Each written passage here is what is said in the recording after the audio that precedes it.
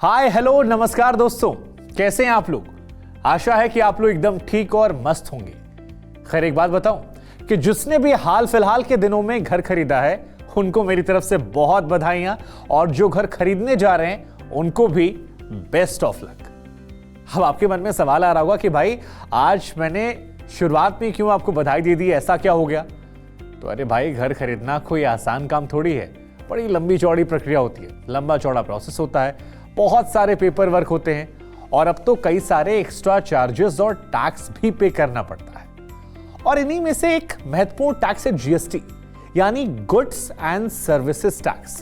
तो आज मैं आपको बताऊंगा कि घर खरीदते समय आपको कितना जीएसटी देना पड़ता है, इसलिए आप ध्यान से सुनने वाले हैं। आपको बता दें कि जीएसटी साल 2017 में लागू हुआ था, और जीएसटी का सबसे बड़ा फायदा यह हुआ था कि जितने भी छोटे टैक्सेस थे ना, इसने सबको खुद में समेट लिया और एक टैक्स बना दिया जीएसटी।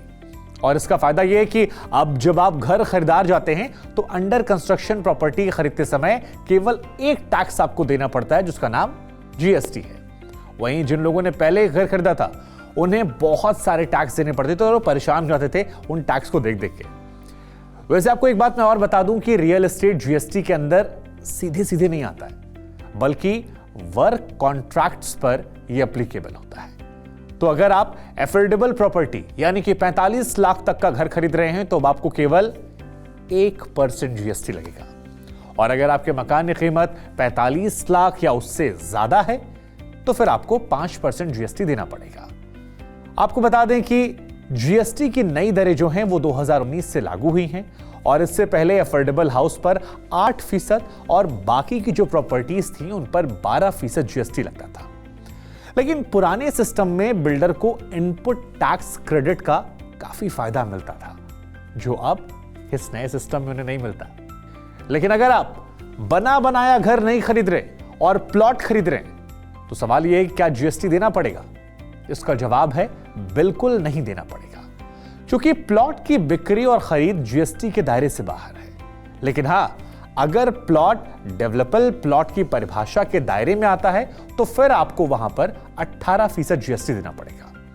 और अगर हां, सबसे महत्वपूर्ण बात, एक सवाल ये आपके मन में जरूर आएगा कि मान लीजिए अगर हमने घर रीसेल में खरीद लिया तो अगर आपने रीसेल में घर खरीदा है तो भी आपके लिए अच्छी न्यूज है कि आपको जीएसटी नहीं देना पड़ेगा, क्योंकि जीएसटी केवल अंडर कंस्ट्रक्शन प्रॉपर्टीज पर देना पड़ता है जिन्हें अभी तक ऑक्यूपेंसी सर्टिफिकेट नहीं मिला हो, यानी कब्जा नहीं मिला हो।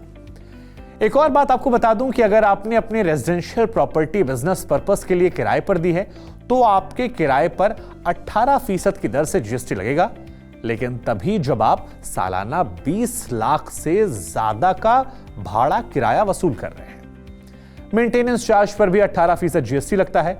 अगर आप 7500 रुपए या उससे ज्यादा चार्ज दे रहे हैं अपनी हाउसिंग सोसाइटी को, तो आपको यह सारी चीजें पता होनी चाहिए कि जीएसटी कैसे लगती है। हालांकि जीएसटी ने सभी टैक्सों को अपने में समाहित कर लिया और अब एक ये सिंगल टैक्स है, फिर भी घर खरीदार को अभी भी स्टैंप ड्यूटी और रजिस्ट्रेशन चार्जेस देना पड़ता है, वो भी इस जीएसटी से अलग।